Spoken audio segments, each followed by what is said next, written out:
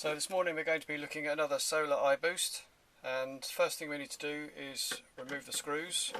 The reason this is returned is because the screen no longer displays anything and obviously it's not working. So that's the front cover, and you need a posi drive number 2 for that. Then we need to remove this fan. In order to do that we've got to remove it from these clips in this channel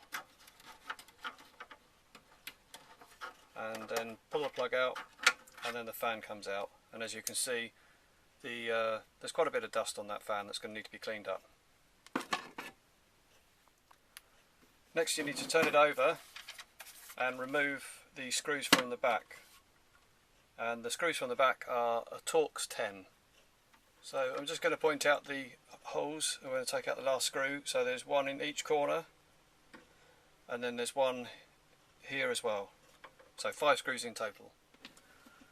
So once you've removed all those screws, you can now lift the front off. Oh, and it looks slightly different to the previous version that we've had, but the fuse looks slightly different here. The last version we had a soldered fuse. So now we're just going to check the fuse. So the fuse has actually blown, and this is usually a 16 amp fuse. And after checking the fuse, and we've removed that and it was actually in 2 pieces, the next thing to do is go straight to the bridge rectifier, and it's on these 2 terminals here, and we've got 1 ohm short circuit basically, and again short circuit. So we need to test both ways round. There's a diode across there, and that's short circuit. So basically that is the common fault with these, and that's what's failed. So to progress further we need to remove this top board with the display, and there's 3 screws here, 1, 2 and 3. Once that's done, this board can be simply lifted off the plug, so try and lift it off as squarely as possible and put that somewhere safe. Now we need to remove the next 2 screws on this main board, one here and one here. You need to be ultra careful. There are capacitors in here of quite large values and they'll need to be discharged, so ensure that you don't actually touch anything at this point on this particular board. Now with those 2 screws removed, we need to remove this board, and I think it's a good idea that you use rubber gloves to do it. So just take that out, and we can identify the capacitors here, here and here, and these should be discharged. I've got a resistor here that I'm going to use to discharge these capacitors.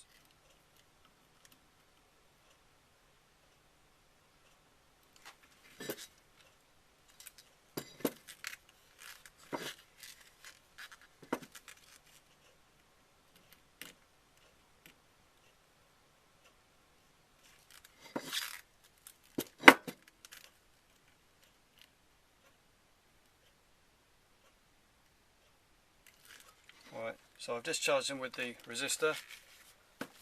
So I've got this on amps.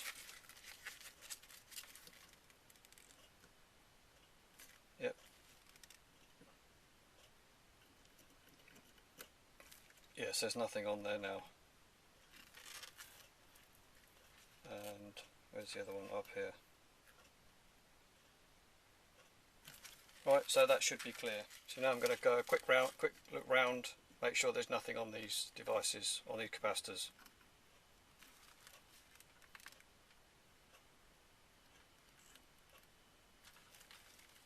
Nope, that all looks good.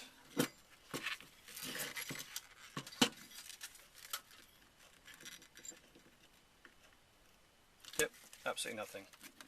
So once we are sure that everything has been discharged, we can now remove the heatsink.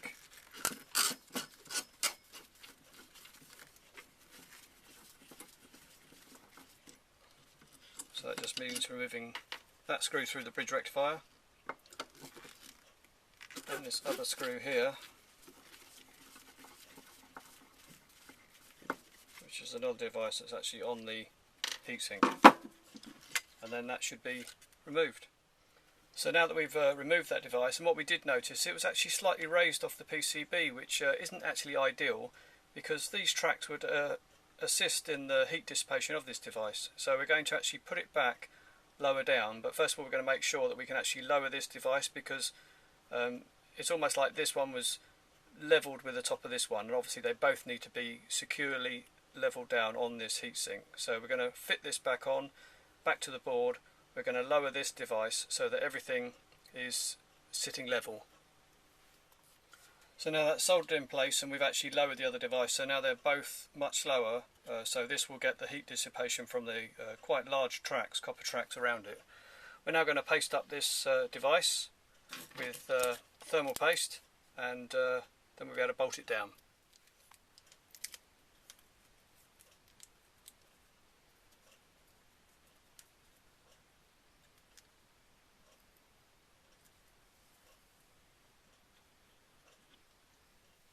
That's now fully covered and we can now bolt the heatsink down.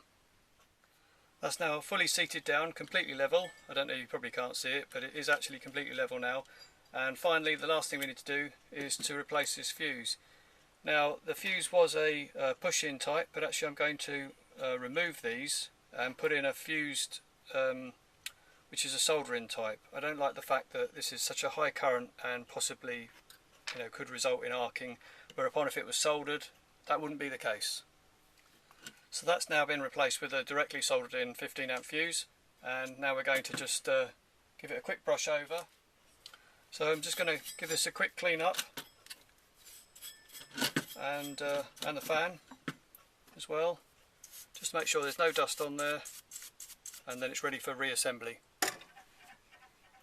One modification that I like to do to these units is to actually open up these holes. Well, actually don't actually open them up. This is a deburring tool. These are normally square, not punched, they're formed in a square pattern, and I like to take the edges off. It doesn't affect the IP rating because the gap between the pillars remains the same, but it does mean that the airflow can increase, because instead of trying to get through a sharp square edge, it only has to go around a curved round edge. So reassembly is just a reversal of how we took it apart. So drop that in and pop the screws back in. So that's the 2 screws on the main board. Then we need to make sure this lines up perfectly well. We plug it back in, and then we got the 3 screws on this top board. Once those last screws are in, finally the top goes on. Make sure that's seated properly. Turn it over and put the 5 screws in. And then your cleaned fan, slip that in the gap there, run the cable round, and then just finally plug it in.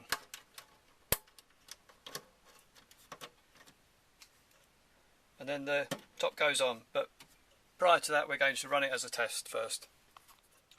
So once you've done all that, it's a quick power up test, just to ensure that it's working.